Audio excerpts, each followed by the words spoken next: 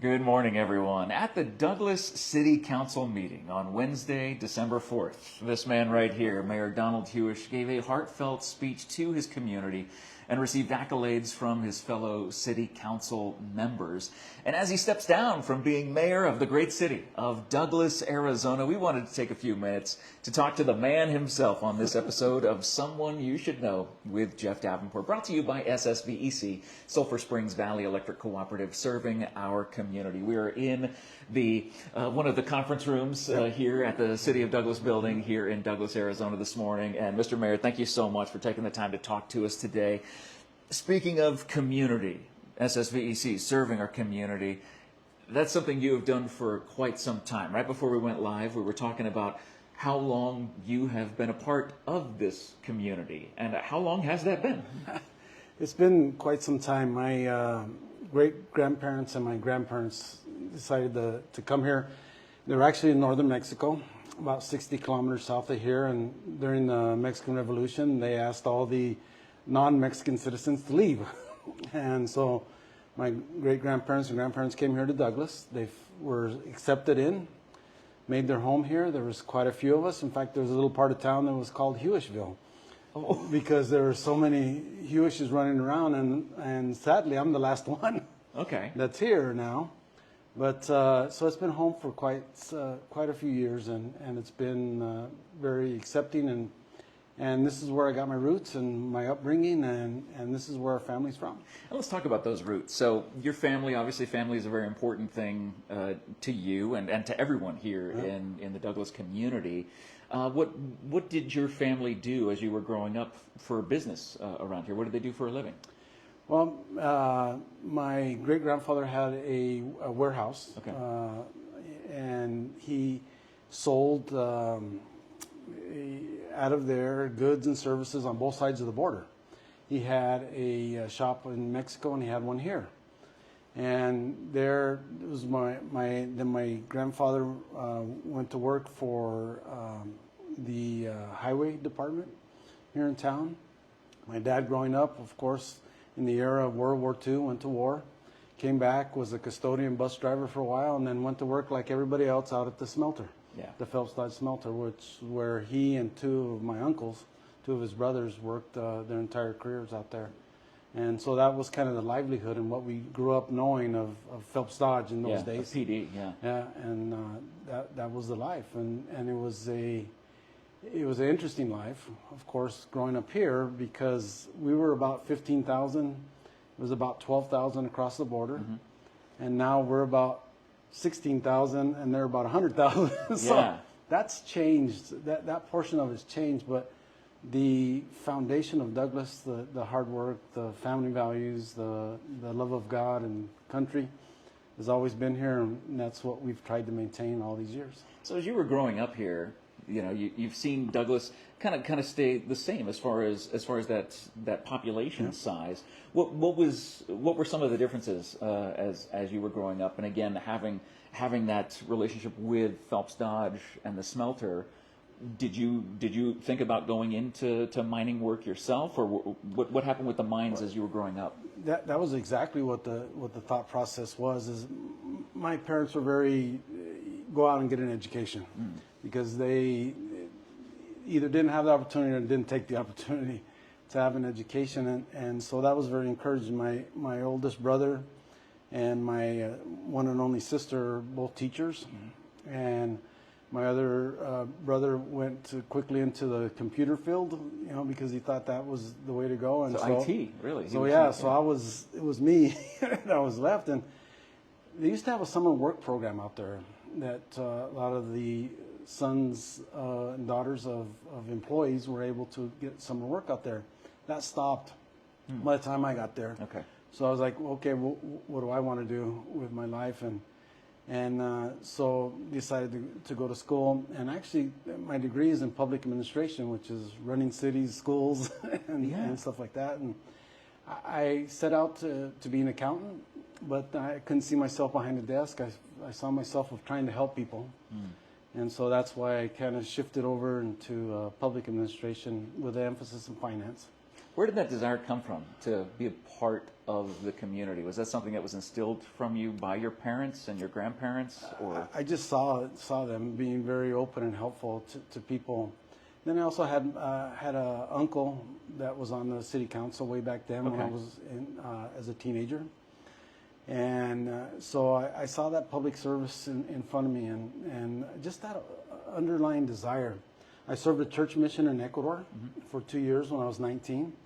That also, just got that of helping people, just had it grow and grow and grow, and so that's what my career has been, is trying to assist people in being able to do that, and it's hard sometimes because you have the stereotype of government not helping, wanting to not do the right thing, but that's what we've tried to show and to instill in everyone, that the government can be good if it's done the right way.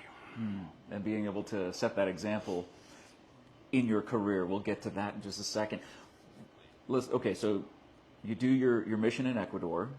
You get your degree in public administration. What happens next? I started my career at the city of Prescott. Really? Okay. I was in graduate school up at NAU. Okay. I was a lumberjack after being a wildcat. Yeah. Centennial class of 1985 wildcat. Look at that. Come on.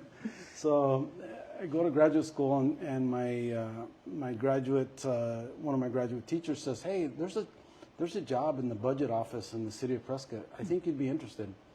At that time, we had 2 children, my wife and I, and so, rice and beans and such, and I was a graduate assistant working up at NAU, and I was also working in the lumber yard in Flagstaff, which is freezing my rear end off. So I was like, wow. So he showed me this job, and he says, I think you'd be good for this. It was a brand new position there. It's called a budget analyst. Okay. And so I applied and was successful in the job, and they started me off on this wonderful salary of $19,000 a year. Right. And I thought I had it made by then, and was able to still take some graduate coursework on the weekends. They were able to work that out and everything like that. So we worked for the city of Prescott there, and then along came an opportunity to come home. And how did that opportunity come about? How long were you in Prescott? I was in Prescott for a little over 2 years, Okay. and I saw a position of community development director. Wow. A brand new position for the city of Douglas. Yeah. And I thought, gosh, a chance to go home and help my hometown. And so, in spite of my mother encouraging me not to do this, to come back home, I decided to give it a chance and applied for the job, and was successful. So I also have that title of being the first community development director for the city of Douglas. And it came at an interesting time. It came after the smelter had closed. Right. So the economic impact of that happening was still severe, still being felt. It was devastating. I always use the example of how it affected our community. At the height of the smelter, they employed around 160 people. When they left, the prison system came in, and they employed about 300, so almost twice as many. Same payroll. So they literally cut everybody's salary in half. Wow.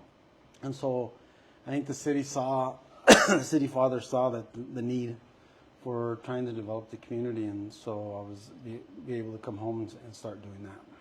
So, and what year was that? 1987. Okay, so mid to late 80s. Yeah. As you're working through that position, how do you measure results during that time frame in that ultimately led you to being connected to this city structure? I learned early on, Jeff, that government doesn't create jobs. They facilitate the creation of jobs, and I believe that wholeheartedly. The jobs that government create, to me, are in many instances fake jobs, because they're dependent on the taxpayers, which is dependent on the business. And so if you don't have the business thrive, then it's worthless to have the city jobs. to do that. So I'm a small government person by nature. I'm very conservative in that fashion, and so I realized that we needed to build a pathway for success for business, and so we worked on becoming a Main Street community, to try to enhance and be able to tap into some of those funds that would allow people to get low interest loans. Companies, again, not the city doing it, but the businesses themselves being able to handle and be able to have that ability to be able to be successful. So that's when 5th Street, which is the main commercial corridor right now, in addition to downtown, was started. Wow. Back in that tenure when I was here, and so again, trying to open up that mindset of you can be successful here. At that time, Agua Prieta was starting to grow. Mm-hmm. The twin plant concept came in, the maquiladoras concept came in, and so all that started to thrive. And so, how could we capitalize on that? I'm very much a proponent also of knowing your niche in life. Yeah, certainly. And finding out what can happen. I'd love to be an aerospace hub, but it's not going to happen here, right? Right. But there are some things to be able to do that. I remember shortly after I was mayor, my good friend, may he rest in peace, Rick Mueller from Sierra Vista, came down and said, "Mayor, what can I do to help?" He says, "But I just want you to know that aerospace and stuff like that, that's mine." He says, "But so I'll help you except for this." He says, "But if you can figure out how that we can develop industry that will benefit that, let's do it." Yeah. And I was very, very grateful for that and seeing that how really it's our county that's important and how all of us can play off of each other and not try to duplicate, but be able to assist and develop an economy for Cochise that is broad and strong. And of course, Fort Huachuca is a good, strong base. Yeah. We used to have a strong base in the mine in Bisbee and the smelter in Douglas, but in all honesty, and Sierra Vista's the base. That doesn't mean that we can't be successful here. Absolutely. And so we see that success is coming, building the foundation, and I'm big on that. My going back to my great grandfather and grandfather, they built their own homes, and I learned about the foundation. Another tidbit, my great grandfather also had some earth moving equipment and stuff like that. So he actually dug the basement for where the post office is, where the fallout shelter. Amazing. And stuff like that. He also laid out the surveyed original streets, and that's why we have such wide streets, because as being a member of the Church of Jesus Christ of Latter-day Saints, that's the philosophy that was built up in Salt Lake City of wide streets. And I remember asking why, and it says so you could turn a team of horses around in the street rather than having to go down and around and come back. And so you see the wide streets, the main streets in Douglas are pretty wide. Yeah. And so he surveyed and laid that out. And so I see that as a foundation. And that's one of the things that, I know we're not to my tenure here as mayor, but I would always continually preach to the staff here, is that with the new port of entry coming in, we have an opportunity to actually be founding fathers again to this community. And how are we going to do that? How are we going to lay that out? And we take it very seriously, and they do, and that's why we have such a great staff, is because all the key staff are from here. And so they see that potential, and they see how we can build the future that, not for accolades for ourselves, but so that it's successful for our children, our grandchildren, et cetera, et cetera, et cetera. That people can come here and want to raise a family and be successful and be able to have a good living and enjoy life. Building that foundation. It's someone you should know, with Jeff Davenport talking to outgoing Mayor of Douglas, Donald Huish, whose fingerprints and family's fingerprints are all over this Douglas community. So when was it that you decided, hey, I've worked for the city of Douglas. I'm my family's legacy and lineage is here. When was it that you decided to take that next step as far as serving on the city council? Was that the first step that you took? It was the first step that I took. I ended up having to retire. I ended up retiring from the school district. I ran their finances for many years, and because I have Crohn's disease, and I've had it. I first noticed it back in 1978. It was officially diagnosed in 1982. Wow. Anyway, I've had struggles with that. It's tried to take my life a couple of times, and so I took a medical retirement, and because of that, and I was finally feeling better and such like that, and here 8.5 years ago, there was nobody running for my ward that I lived in, and so somebody came and said, "Hey, we'd sure love to have you." My uncle was different uncle was on the council at that time, my Uncle Ivan. And I asked him, and he says, "Oh yeah, we'd love to have you." And it was past the deadline to turn any ballots, so I had to run as a write-in. Okay. And another person ran also, which if we would have known, both of us would have said, "Okay, you do it." And anyway, because we already turned in our paperwork, it had to go forward that way, and I was successful in being elected at that time, and because there was no one running, and so I got back in it, and then 4 years later, again, the community came calling saying, "Hey, we'd love to have you run as mayor." So having that call, once you're in the city council, you're in the system, and seeing what's going on, what was it about making that next step to saying, getting that, number one, getting that call, but then deciding that I think running for mayor is something that I could do and that I should do? It was mostly the community coming and asking me to. They felt that they needed some homegrown leadership. I think that's probably the best way to put it. Yeah. And because we're coming on times times, and so I committed to. I'll give you 4 years. I can do that. I really wanted to get on with my retirement life. Yeah. At that point. Yeah.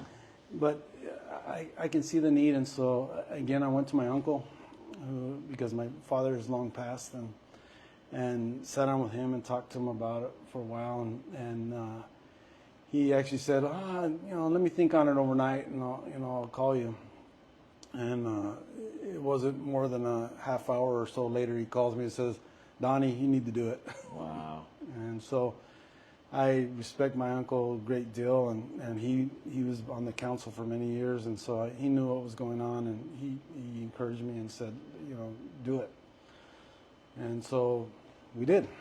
You take that step. What I have here, I wrote down some things. I said, as mayor, your team has accomplished an innumerable amount of positive things for this city. Before we highlight those, you dealt with challenges as well, and one of which was your health. Early in your term, things were not looking good. What was it like, being the new mayor and then struggling with health issues over the course of that time in that early year or years? Back up just a little bit. Please. We came into COVID. Yes. And that was the start. That was the initial challenge that we had to take on. And what do we do? Because there was so much lack of information about it, as we all know, on what's the best way to handle this, that, and the other. And so, that was some of the first things of how we do that. So that happens. We're able to set up, there's many issuances of executive order, mayoral type executive orders of, having to close this, having to require masks here, and this, that, and the other. And I'm also a firm believer that you just give people the proper information. They'll know what to do with their own lives. So they know whether they need to wear a mask or not. There's no reason why the government should tell you to do that. Yeah. But I discuss it with the council. The council says, "No, I think we need to do this, Mayor." And I was literally the only one in the council that said, let the people do their thing. Don't know what it is. And they said, "No, Mayor, we need to be more forceful." And so of course, because the majority rules. The mayor's only one vote Right. on the council. And so I said, yeah, we'll do it. But I was very careful in making sure that churches weren't affected, that families weren't affected by what we would do locally. Of course, nationally, that's a whole nother story. Right. And so we get into that, and then I all of a sudden start losing some weight. I was packing it on like most Huishes do, by the way. So I started losing some weight. My wife's going, what's going on? And that's not like you. And I said, well, I'm feeling a little bit of the Crohn's flaring up, so maybe it's just that. But it was during COVID time. I couldn't get a doctor's appointment. I couldn't get a doctor's appointment. And we go through the holidays, and then here comes February, and I happen to be, I have kidney issues also, and so I'm at the kidney doctor, and she's looking at me, and she says, you don't look so good. I would suggest you go to the emergency room. And I said, well, you know what it's like at the emergency room. They're not taking people. She said, you need to go and sit there until they see you.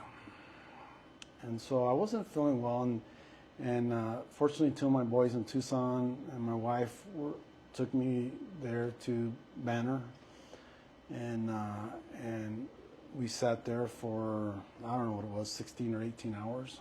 Wow. I wasn't doing well Better at part all. of a day, you're sitting there not feeling well. Not feeling well at all, and finally get seen. Okay. And after they do the initial test, they came and said, holy cow, why didn't you tell us you were this bad? And I said, how am I supposed to tell you? I don't know. I just know I don't feel well. I'm sitting out here doing that. And so I'm seen by many doctors and a team of doctors coming around and this, that, and the other. And finally they decide that, whatever's going on inside, they need to open me up and take care of it. So they do. I end up spending 5 weeks in a hospital bed. Literally had to learn how to walk again and such, because I was made to feel comfortable in a hospital. Right. And so finally do that, and the only way they'll release me is into a care facility. All this in the meantime, I'm still trying to make contact with City Hall. I was going to say, how did that work during those 5 weeks? We have a great staff. I don't know how else to put it. I had a great vice mayor, and Margaret Morales, and Anna and Luis, and those guys. Were in contact. They'd run things through my wife to make sure that if I was available and up to listening and talking. And my dear wife didn't leave my side for those 5 weeks, and so we're trying to make do of what we could do and how to do that. The entire council stepped up, and we're covering meetings. We're doing, what I call cutting ribbons and kissing babies, and doing those kind of things that a mayor would normally do. So we're able to make it through. It was a hard time talking them into putting me in the local facility, because my wounds were so bad and I was so weak. I wasn't healing properly, and et cetera, et cetera, et cetera. And by the way, this is the first time I've talked about it in public. Appreciate you sharing that with us. But they were kind enough to, the Haven here in locally was able to show them that they could provide the care, and they did, and a plug for them, yeah, because they stepped up. Their nursing staff, their wound care people, all just came to my aid, and spent another 5 weeks there. That was a little bit better. I could have visitors. Yeah, and such. Yeah. So because you're home. I mean, you're not home, but you are home. And so that was a long drive, but in the interim they left me with an ostomy, and so that presented its own challenges, and stuff like that. During that time, because medically it was fluids would pass through me quickly, my kidneys started suffering more and more and more, and I ended up with 3 more trips back to the hospital in Tucson. Literally every time close to losing my life. By the time I could get there and get the care, they finally figured out that I needed, liquid every other day, Yeah. given to me through my veins and Yeah. such like that. Yeah, getting the And bags so, hooked yeah. up and- And so I'm coming, and I want to be. It's not the first time I've had an ostomy. First happened in 1992, and when they finally hooked me back together, the piping back together, my health increased back in those days. So I kept, after my surgeon hooked me together. I know I'm going to feel good. You can bounce back. And finally, he's flat out told me, he says, I have your best interest in my thoughts. And I'm like, well, then good, hook me back together. He said, you don't realize, Mr. Huish. He said, out of the 5 doctors that were there, four of them wanted to put you in hospice and let you pass. But I felt I could help. And so that's why I operated on you. Wow. And so I just immediately said, okay, whenever you say. Yeah. He says, I need you stronger. I need you to do this. I need you stronger to be able to do that. And so I backed off, did everything what they're doing. I still wasn't having success. Still wasn't getting stronger. And but he, working for Banner, he was at the University of Arizona. He ended up taking a job at LSU. And I begged him, you saved my life. Can you do it one more time before you leave? And he says, we'll do everything we can to get you stronger. And, God bless him. I was his last surgery before he left to LSU. Wow. To be able to hook me back together. And that, in the meantime, we find cancer on one of my kidneys. And so they had to take care of that. It's still there. It's most of it's taken care of. So there's things that I still need to work on, but through all that, without Ana and Luis and Alma and the council and my dear Vice Mayor Margaret Morales, and we don't make it through. And fortunately, before we do that, we work on this Douglas Vision 2032. In speaking with Ana, we thought this is what we need. This is how we see the future. This is what will govern our decisions. This will force us into not doing stupid things, but doing things that we see that are along our priorities and be able to see that.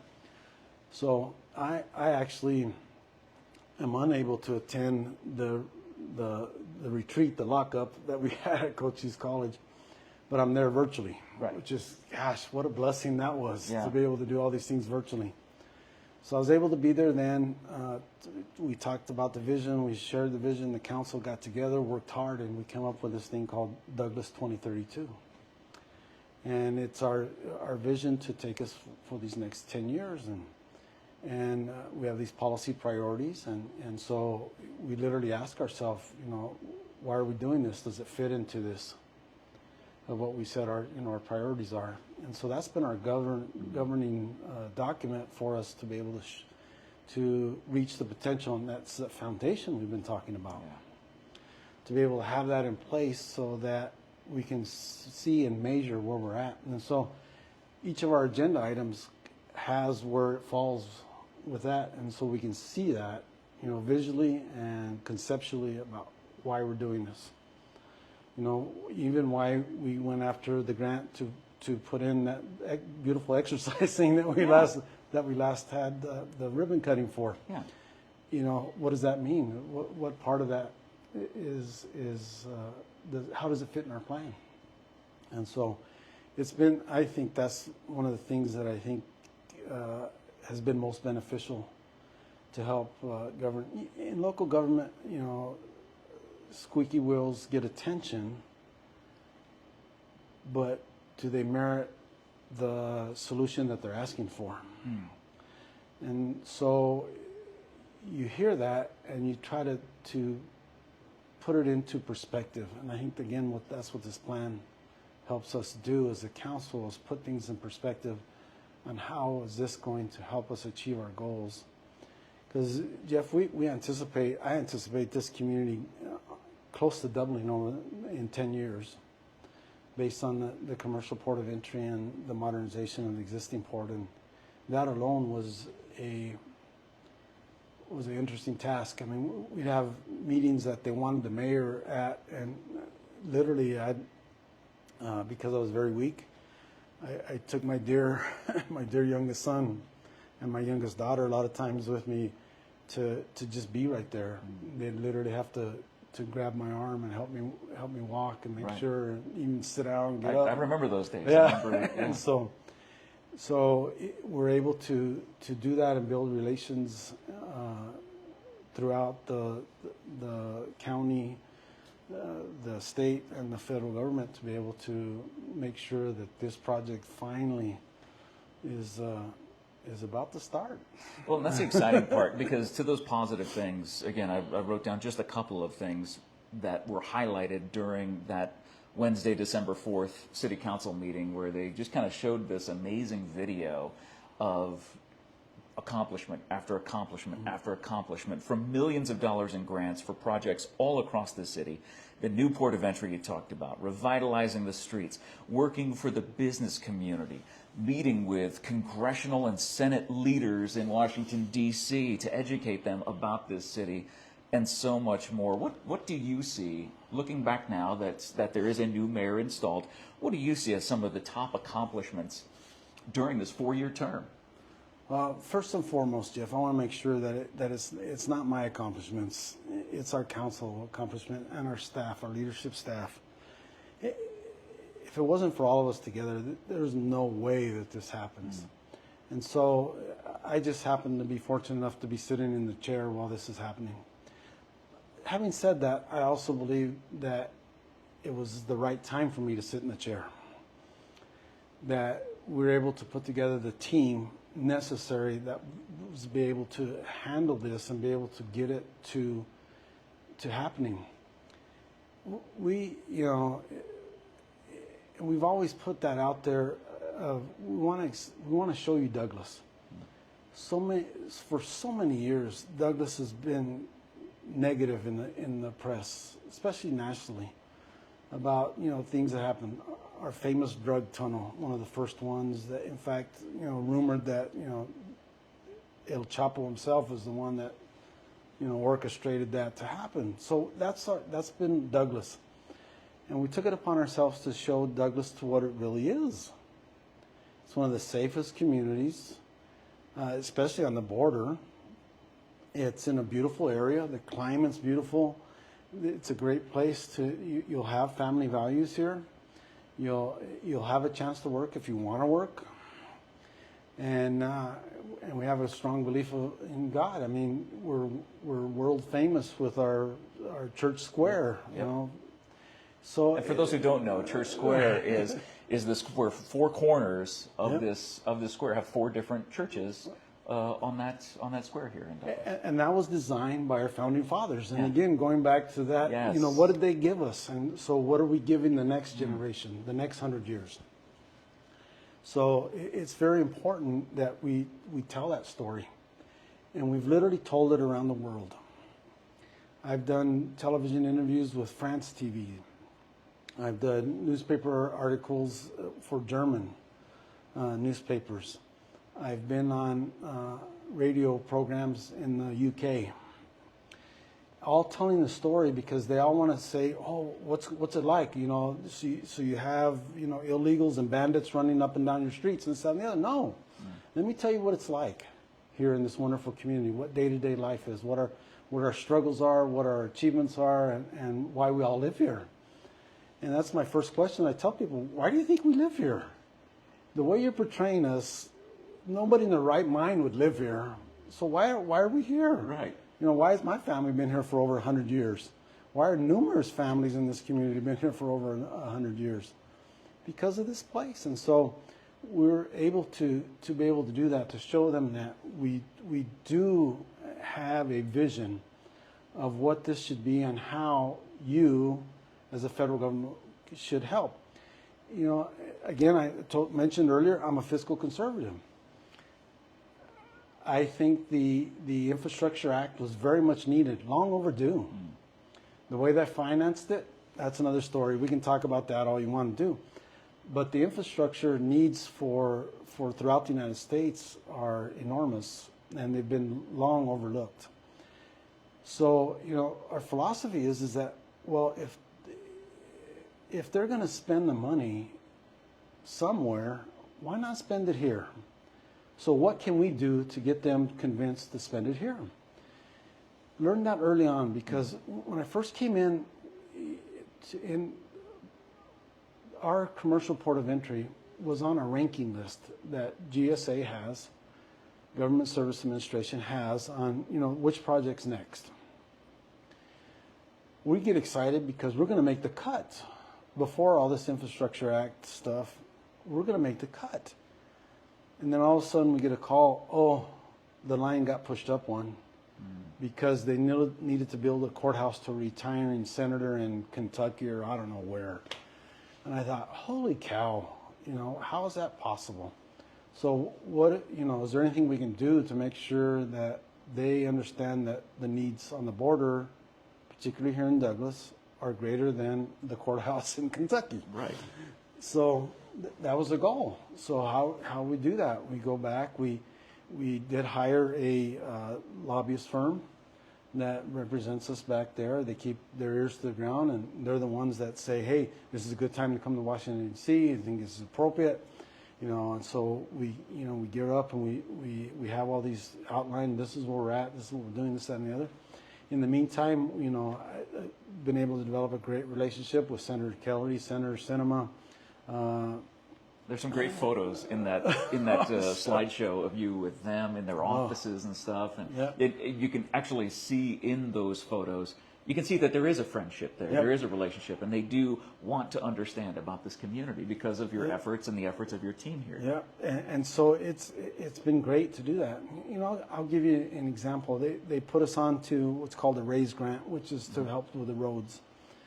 They told us, don't be discouraged, you know, apply for it, you know, usually 7 to 10 years, you know, by the time you iron out all the kinks and get your name out there and get your needs out there, 7 to 10 years, so don't be discouraged. So we applied the first year.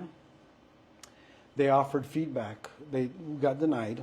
They offered feedback. You bet, we'll take it. You know, tell us all our warts. Tell us everything that stinks about this. And they did, and so we went back to work. Staff goes back to work, and this is it. We plug in this, plug in that, plug in that. Year 2, $23.5 million comes to Douglas, Arizona. Wow. Unheard Something of. that usually takes 10 years. Right. You get it in 2. Unheard of. And I think it's, you know, we're able to build relationships. We're able to show what this has. You know, in all the flaws of the federal government, they do try to help in their way. So when we finally get approved for the new commercial port of entry, they actually send a group, they contract with a group to come down and say, how is this going to affect your downtown? We need this, so we got community members together, let's go, let's talk about this, what do we want to see, what do we need, this, that, and the other. And so we use that and say, you know, this is what we think we need, and this is how we want our community to look. So planning is very, very important. We talked about Douglas Vision 2032. We also did some other things when I came in. You know, Mayor, we want you to fix our streets. Great, I'd love to. Do you understand the constraints? Me, my finance background. Yeah. You understand the constraints of what the state gives us out of their gasoline tax back to our community? It's next to nothing. Just want to let you know that. But let's commission a study to let you know exactly how it is, and then we can decide how we want to fund this. So we do that. They come back with, for our little community, $66 million to bring your streets up to standard. Not make them any great, nice, this, that, or the other. Just bring them back another $66 million. Okay, community, what do you want to do? Do you want us to pass a bond to help pay for that, which will raise your taxes? Oh, no, you can't do that. I agree. Right. I agree. We don't want to do that. So what do? We're going out beating the bushes. How do we do this? But we have this. And so we part of that RAISE grant here, we've done this study. This is what our streets are like. And by the way, we're getting a new commercial port of entry. And by the way, when you're building a wall, your big trucks tore up our streets. They promised that they would fix them. When the current administration came in, said, done with the wall, they gave us a nice goodbye and say, we're not going to talk to you about fixing your streets anymore. Where we were in discussions with saying, hey, you need to help us out here. So we put all that in there and showed that, laid it out. You know, honesty, openness, showing this is what it is. Here comes the raise grant. So we have all those things in place. You know, one of the goals that we weren't able to be successful in is we want to, you know, where we hold our annual Christmas tree lighting and such. We have this concept of building an amphitheater there, of building up this berm so we can seat about 1,000 people, redoing the stage area, dressing rooms, a commercial kitchen, et cetera, et cetera, et cetera, so we can have these events, you know, more fully. Beautiful park, yeah. But, you know, so we spend the money to, okay, architect design this for us. And so we've been out there putting that out to this grant, to that grant, the other grant. But if we just said, hey, we'd love an amphitheater in our downtown park, they'd say, oh, good. I'm glad you think that's nice. But we're able to show that. Same thing with our street downtown. Another great thing that we're doing downtown. You know, when we first started out, believe it or not, we thought that $300,000 went to the job. We're way past $3 million now. Yeah. But we've been successful over 2.9. We're still in the running for 7.2. So there's all those things that are falling in place. Why? Because we showed them this is what it'll do for us. And so the planning portion of it is very good. We get criticized sometimes of, well, it's just another plan that's going to go on the shelf. That may have happened in the past, but when we get a plan, we're out there showing it to everybody. Yeah. Look at this. Look at this. This is what we need it for. This is how we're doing. This is how it's going to affect. This is how it's going to create business. This is what it's going to have the economic impact. We've hired for economic impact, you know, studies too. How is this all going to happen? And so, you know, it's important. Again, you know, people criticize sometimes the planning portion of it because the results aren't seen immediately, but the results will be seen over the next 3 to 5 to 7 to 10 years. See, I'm already thinking, are you sure you wanted to retire from being mayor? I see this fire in you that's still there for this city. And before we wrap up this episode of Someone You Should Know, Donald Huish, the mayor, Jeff Davenport, getting to sit here and talk to the mayor of Douglas, Arizona, the outgoing mayor of Douglas, Arizona, brought to you by SSVEC. While your time as mayor is done, obviously you're going to still be a resident of this city. You talked about in that city council meeting on December 4th how, you know, your two, you know, while mayor has been a title that you're honored to have, the titles you love the most are dad and grandpa. Yep. What things do you hope for this community here as you're, you know, out of the office? You know, you just decided one term was going to be enough, and kind of laying that groundwork and that foundation, the fingerprints that your family has put in this community over 100 years, the fingerprints that you have put down just in the 4 years as being mayor that will echo through the next decades. What do you see and hope for the future of Douglas by the time we hit that Douglas 2032 and beyond?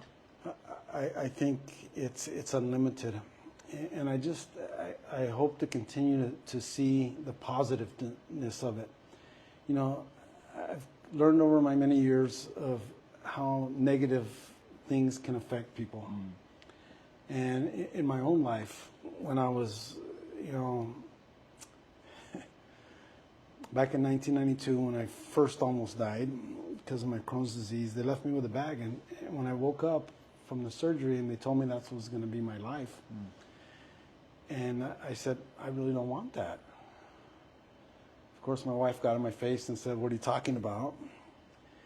And fortunately, I had doctors and other support, my family, and said, Dad, positive, positive, positive. You got to get positive thoughts into your mind. So I've seen how the negative can destroy. And so what I would wish for Douglas in the future is to remain positive. Because, you know, too many times, and I can say this because I grew up here. Yeah. And I've lived here, the vast majority of my adult life, is that we tend to settle on, it's okay for Douglas. I don't want it to be okay for Douglas, because my vision of Douglas is up here. Right. My vision's not here at this level. That's where we're at now. But I see it up here, and that's what I would hope that we can continue always to do. All of our community members, I continually stress to people, each of you are an ambassador to this. And I'll tell you a quick story of what taught me that lesson. Walmart wants to come to town. Mm-hmm. When I'm working for the city of Prescott, Walmart wants to come to Prescott. Prescott at the time is, the old school NIMBYs, not in my backyard. Okay. Not going to happen. Right. We're not going to allow Walmart to come into and ruin our community. Okay. If you're familiar with Prescott, right there at the entrance of town is an Indian reservation. Guess where the Walmart was built? Right on the Indian reservation. Caused all the traffic headaches, everything headaches for Prescott. Not one red cent of sales tax revenue went to the city. So I learned a lesson there that Walmart's going to come whether you like it or not. So they're thinking about coming to Douglas. They, as a community development director, here, let me give you all this. Look at all these data stuff. Let me show you how you're going to be successful here, right? No, we don't want any of that. I've come to find out, they said all they wanted was a van out there. No van in the city at that time. My own personal van ends up out there at the airport. And they come and they don't want to talk to me. They just said leave the keys. They don't want any interaction at all. So they come and they go through town. I end up finding trash from Burger King and McDonald's and stuff like that. They went around and talked to people.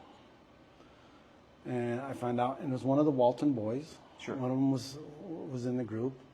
And so I learned that, we can be ambassadors for Douglas. And so as we see these things out there, are we negative or positive about it? I can sit here and tell you all kinds of the issues that we have in Douglas that aren't positive. But why? Let's figure out a solution. I was taught very young that don't come with a problem unless you come with a solution. And so to me, that's my philosophy is, and people would meet with me and this, that, and the other. And I said, well, what do you think? What do you think the solution can be? Let's work on that. Let's not dwell on what the issue is, the problems. Let's find a solution to these problems. Mm-hmm. So as I carry on, that's why I hope that the community continues to be ambassadors for Douglas. And being an ambassador for Douglas is just being positive, of saying that, and people sometimes say, well, that means you don't look at the issues, the problems. And I said, no, it doesn't. We need to discuss the problems and the issues. But how are we going to discuss them that, we suck? Or is it say, hey, look, here's the potential. Yeah. Look, this is how we can solve this. We can do this. We can make this happen.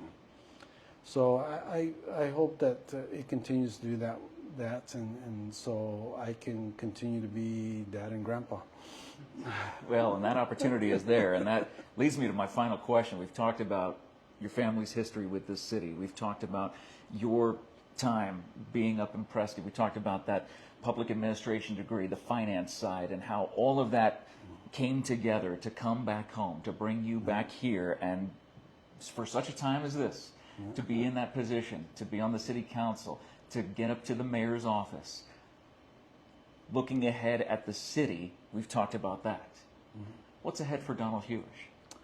Well, I do need to work on some health issues. My latest visits weren't the most positive in the world. Mm-hmm. But again, we're going to talk about how we're going to get through this. And so those visits are coming up, and there'll be some more procedures and this, that, and the other, but that's okay. We'll make it through. I have grandchild number 20 coming in February. Oh my goodness, congratulations. At least I'm loving the live chat for that. That's amazing. In Idaho. And then I have number 21 coming in Tucson in July. And I got after my two daughter-in-laws and said, why don't you guys switch? Let's do Tucson in February and let's do exactly. Idaho in July. They said they didn't want to do that, so it's going to be that. I hope to get well enough to serve another church mission with my wife this time, to be able to go out and help people. Yeah. That's an extreme desire of mine to be able to give back. The Lord has blessed me with an awful lot, and it's the least I can do to be able to try to help other people. Well, and that is a life of service right here that you've gotten to see through this amazing man who I call my friend, Mayor Donald Huish, and we can't thank you enough for your time today. And again, I know there's a million more stories and so many different ways we could have gone, but thank you for that service. Thank you for that heart for this community, knowing that a strong Douglas makes a strong Cochise County, and it makes a strong Southern Arizona, makes a strong state. And being able to be a part of that and spearhead the things that you were able to do, even during a 4-year window where a good fraction of it was spent recovering with your health and all those issues here. I know that everybody here in this building and in this town, thanks you for what you've done, and I thank you as a friend for taking the time to talk to us today. Jeff, it's my pleasure, and I appreciate your program, and I appreciate SSVEC, that they're a great member of our county, and Douglas is a great place. Cochise County is a great place. Heck yeah, man, this is fantastic. Hey, it's been your home for so long, and like I said, your family's fingerprints continue to impact this city and the county, and thankfully you have continued that legacy of the Huish name and fingerprints being a part of this community, and we're so grateful for you. And thank you guys for watching this episode of Someone You Should Know. It is Mayor Donald Huish as he steps down from being mayor of Douglas, all the accomplishments, all of the flowers for this man, and of course for the team here that ended up putting all this together and making it happen. Thank you so much to SSVEC, Sulphur Springs Valley Electric Cooperative, serving our community, for sponsoring this episode of Someone You Should Know with Jeff Davenport and Mayor Donald Huish, my friend. Thank you. God bless you. And thank you guys for watching. Have a great day, everybody. Oh my gosh.